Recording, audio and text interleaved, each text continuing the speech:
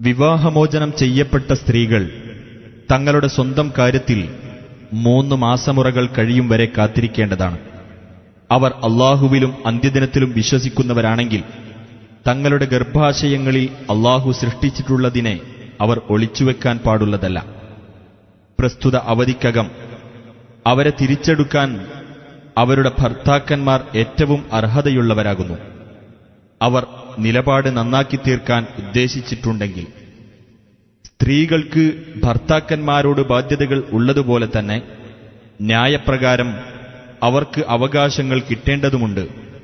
എന്നാൽ പുരുഷന്മാർക്ക് അവരെക്കാൾ ഉപരി ഒരു പദവിയുണ്ട്.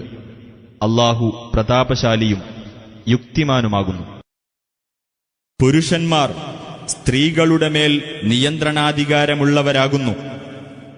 മനുഷ്യരിൽ ഒരു വിഭാഗത്തിന് മറുവിഭാഗത്തെക്കാൾ അല്ലാഹു കൂടുതൽ കഴിവ് നൽകിയതുകൊണ്ടും പുരുഷന്മാർ അവരുടെ ധനം ചെലവഴിച്ചതുകൊണ്ടുമാണത്.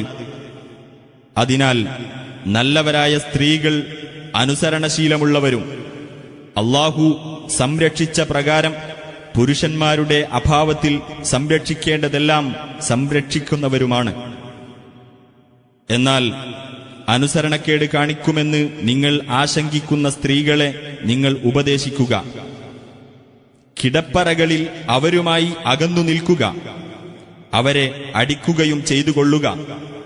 എന്നിട്ടവർ നിങ്ങളെ അനുസരിക്കുന്ന പക്ഷം പിന്നെ നിങ്ങൾ അവർക്കെതിരിൽ ഒരു മാർഗവും തേടരുത്. തീർച്ചയായും അല്ലാഹു ഉന്നതനും മഹാനുമാകുന്നു.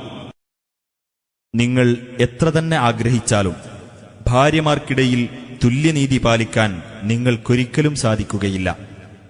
അതിനാൽ നിങ്ങൾ ഒരാളിലേക്ക് പൂർണ്ണമായി തിരിഞ്ഞുകൊണ്ട് മറ്റവളെ കെട്ടിയിട്ടവളെപ്പോലെ വിട്ടേക്കരുത്.